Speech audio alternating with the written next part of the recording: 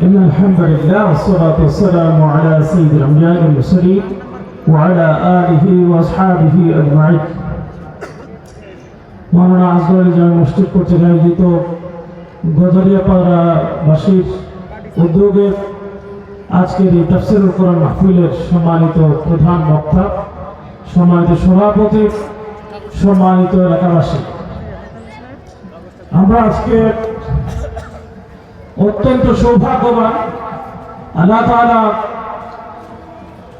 এই সুন্দর সময়ে সন্ধ্যার পরে যখন অন্যরা নিজেদের মতো করে সময় ব্যয় করছে, অশ্লীলতা বেহায়াপনা চরম শিখরে উত্তীর্ণ হয়ে ঘরে বসে সময় ব্যয় করছে, এই সময় আল্লাহ তাআলা আমাদেরকে মহান আল্লাহর ডাকে সাড়া দিয়ে তার গুণগান শোনা, তার বিধানকে এই জমিনে কায়েম করার জন্য যে কাজগুলো করা দরকার সেগুলোর ব্যাপারে শোনার তৌফিক দিয়েছেন, এই মজলিসে হাজির হওয়ার তৌফিক দান করেছেন। এই জন্য আল্লাহর দরবারে শুকরিয়া জ্ঞাপন করি, আলহামদুলিল্লাহ রাব্বিল আলামিন। সম্মানিত মুসলিয়ানে কেরাম, আল্লাহ তাআলা পবিত্র কোরআনে উল্লেখ করেছেন, উদখুলু ফিস-সিলমি কাফা, তুমি ইসলামে প্রবেশ করো পরিপূর্ণরূপে।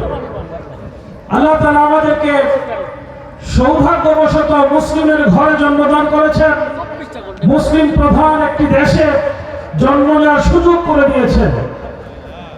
কিন্তু মুসলিম প্রধান দেশে জন্মগ্রহণ করলেই, মুসলমানের ঘরে জন্মগ্রহণ করলেই পূর্ণাঙ্গ মুসলমান হওয়া, পূর্ণাঙ্গ মুসলিম হতে হলে আমাকে আপনাকে পূর্ণাঙ্গ ইসলাম সমাজে প্রতিষ্ঠার কাজটি করতে হবে। আপনি বলুন তো, আপনি যদি রাতের বেলা ঘুমাতে যান, মশারি টানান, পুরো মশারি টানানো শেষ, একটা হাত বাইরে রয়ে গেছে, মশা কি আপনার পুরো মশারি লাগানো থাকলেও হাত একটা বাইরে থাকলে মশার কাজ হবে কি হবে না? আপনার কাজ ঠিক হবে না, আপনার কাজ কিছুই হবে না। আপনি রাত শেষে সকাল হয়ে আবার সেই কষ্ট অনুভব করবেন যে আহারে মশা কামড়াইতে কামড়াইতে শেষ করে ফেললো। দেখেন, খেয়াল করে, আপনার পুরো দেহ মশারির ভিতর ছিল, শুধু একটা হাত বাইরে ছিল, তাই বলেই পুরো মশারির যে কাজ সেটা কার্যকর হয়নি। খেয়াল করে দেখেন, আজকের সমাজে মসজিদ আছে, মাদ্রাসা আছে, নামাজ আছে, হজ আছে, যাকাত আছে, সবকিছু থাকার পরে শুধুমাত্র আল্লাহর এই জমিনে আল্লাহর বিধান কায়েম না থাকার কারণে আমাদেরকে মশা যেভাবে মশারের ভিতরে থাকার পরেও কামড়াচ্ছে, আল্লাহর বিধান না থাকার কারণে এই সমাজের মানুষগুলোকে শয়তান প্রতিনিয়ত নানাভাবে ইসলাম থেকে দূরে সরিয়ে দিচ্ছে। সম্মানিত ভাইরা আমার, আল্লাহ তাআলা এর জন্য পবিত্র কোরআনে স্পষ্ট করে উল্লেখ করেছেন, তুমি কি ইসলামের কোন কিছু কিছু বিধান মানবে? আফাতুমিনুনা বিবাযিল কিতাব ওয়া তাকফুরুনা বিবাদ, ইসলামের কোন কোন অংশ তুমি মানবে আর কোন কোন অংশ মানবে না? কোনোভাবেই না, এটা হবে না, এটা হয় না। আমি কোন একটা অংশ মানবো, কোন একটা অংশ মানবো না, সেটা হয় না। খেয়াল করে দেখেন, আমরা যে সমাজে বাস করি, এই সমাজে আর্থিক যে লেনদেন হয়, টাকা পয়সার যে লেনদেন হয়, সমাজের যে অর্থ ব্যবস্থা, এটা কি সুদ ভিত্তিক অর্থ ব্যবস্থা নাকি যাকাত ভিত্তিক অর্থ ব্যবস্থা? সুদ ভিত্তিক অর্থ ব্যবস্থা। তাহলে অর্থ ব্যবস্থায় ইসলাম নাই। খেয়াল করে দেখেন, যদি আমরা সমাজের সংস্কৃতির কথা বলি, বাংলা সংস্কৃতি, বাংলাদেশের সংস্কৃতি যেভাবেই আমরা বলি, বাংলাদেশ টেলিভিশন পরিচালিত হয়, বাংলাদেশে অন্যান্য টেলিভিশন, রেডিও, মোবাইল যেগুলো চলে, এগুলোতে ইসলামী সংস্কৃতির চর্চা হয় নাকি অনইসলামিক সংস্কৃতি বেশি চর্চা হয়? অনইসলামিক সংস্কৃতির চর্চা হয় বেশি। প্রতিটা বাবা মা এখন চিন্তিত, তার ছেলে মেয়ে নষ্ট হয়ে যাবে অশ্লীল বেহায়াপনার সুবলে আক্রান্ত হয়ে। খেয়াল করে দেখেন, তাহলে সংস্কৃতিতে ইসলাম নাই, অর্থনীতিতে ইসলাম নাই। এবার যদি আসে শিক্ষানীতি, যে শিক্ষানীতির মধ্য দিয়ে আজকের সমাজ চলছে, ছেলেমেয়েরা মানুষ হচ্ছে, খেয়াল করে দেখেন, এই যে এখন ক্লাস 1 থেকে বিশ্ববিদ্যালয় পর্যন্ত একটা ছেলে পড়ে, 1 থেকে বিশ্ববিদ্যালয় অথবা মেডিকেল অথবা বোর্ড থেকে পাস করার পরেও একটা ছেলে এমন ইসলামিক জ্ঞান অর্জন করে না যে নিজ উদ্যোগে নিজে ইসলামকে পরিপূর্ণরূপে পালন করতে পারবে। সে নিজের বিয়ের ব্যাপারে কি কি শর্ত সেটা জানে না, সন্তান লাভের পর কি কাজ করা উচিত, তার ব্যক্তিগত জীবনের বাইরে সবচেয়ে গুরুত্বপূর্ণ বাবা মায়ের জানাজা পর্যন্ত পড়ানোর যোগ্যতা একজন মাস্টার্স পাস করা ছেলে শিখতে পারে না। তাহলে এই শিক্ষা ব্যবস্থা কি আমরা ইসলাম শিক্ষা ব্যবস্থা বলতে পারি? বলতে পারি না। তাহলে শিক্ষা ব্যবস্থায় ইসলাম নেই, অর্থ ব্যবস্থায় ইসলাম নেই, সংস্কৃতিতে ইসলাম নেই। এবার আসেন আইন, আদালত, বিচার ব্যবস্থা। বর্তমান যে আইন চলছে, আদালত চলছে, বিচার চলে, এটা কি ব্রিটিশ আইনে চলে নাকি আল্লাহর আইনে চলে? ব্রিটিশ আইনে চলে। তাহলে আইনের মধ্যে কি নাই? ইসলাম নাই।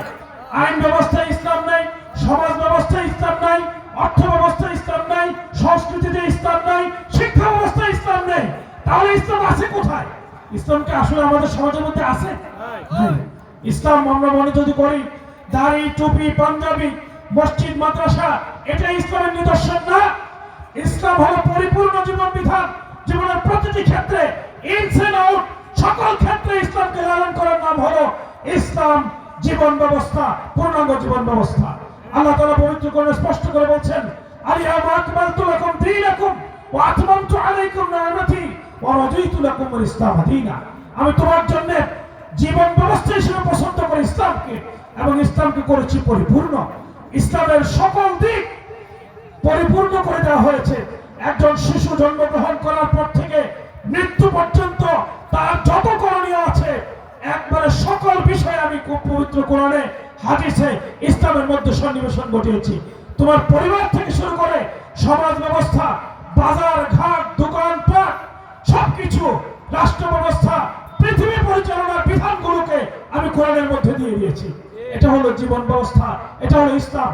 সম্মানিত ভাইরা আমার, দুঃখজনক হলে সত্য, আমাদেরকে শেখানো হয়েছে ইসলাম হলো গণ্ডিবদ্ধ, ইসলাম হলো সীমাবদ্ধ, ইসলাম হলো সংকীর্ণ, ইসলাম হলো অসম্পূর্ণ। এই চিন্তা ভয়াবহ চিন্তা। এই চিন্তা মুসলমানদেরকে ধ্বংস করার চিন্তা। এই চিন্তা হলো শয়তানের রাজত্ব এই জমিনে প্রতিষ্ঠা করার চিন্তা। এই চিন্তা থেকে আমাদেরকে বেরিয়ে আসতে হবে। আমাদেরকে চিন্তা করতে হবে আল্লাহ তাআলা এই জীবন বিধান আমাদেরকে পরিপূর্ণ রূপে দিয়েছেন। এই পরিপূর্ণ জীবন বিধান আমরা আমাদের ব্যক্তি থেকে, সমাজ থেকে, রাষ্ট্র থেকে, পৃথিবীব্যাপী আমরা কায়েম করব ইনশাআল্লাহ। করতে হলে একটা কথা আছে, if you want to change the world, at first change yourself. তুমি যদি পৃথিবী পরিবর্তন করতে চাও, তাহলে তোমার নিজেকে আগে পরিবর্তন করো। নিজের পরিবর্তনের সূচনা দিয়ে বিশ্বকে পরিবর্তনের যাত্রা শুরু করতে হবে। আমার বিশ্বাস আজকে আমরা এসে ইসলামকে যতটুকু জানার সুযোগ পেয়েছি, সাধ্য, সামর্থ্য, শক্তি, যোগ্যতা, সময়, শ্রম, মেধা দিয়ে আগামী দিনে নিজেদেরকে বিশ্বকে পরিবর্তন করার লক্ষ্য হিসেবে নিজেকে ইসলামের জন্য পূর্ণাঙ্গ রূপে পরিবর্তন করবো ইনশাআল্লাহ। আল্লাহ তাআলা আমাদেরকে তৌফিক দান করুন। আমাকে আজকের এই মাহফিলে সুযোগ দেওয়ার জন্য, দাওয়াত দেওয়ার জন্য কর্তৃপক্ষকে ধন্যবাদ জানিয়ে, এই মাহফিলের যে বরকত, এটা যেন আমরা প্রত্যেকে ঘরে নিয়ে যেতে পারি। আমাদের ঘরকে কোরআন এবং ইসলামের আলোকে আলোকিত করে এই সমাজকে আলোকিত করার একটি আলোক রশ্মি হিসেবে আমরা প্রত্যেকে এই সমাজের মধ্যে ছড়িয়ে পড়তে পারি, এই প্রত্যাশা ব্যক্ত করে আমার কথা শেষ করছি। আমিন ওয়া আখিরু আলহামদুলিল্লাহি রাব্বিল আলামিন।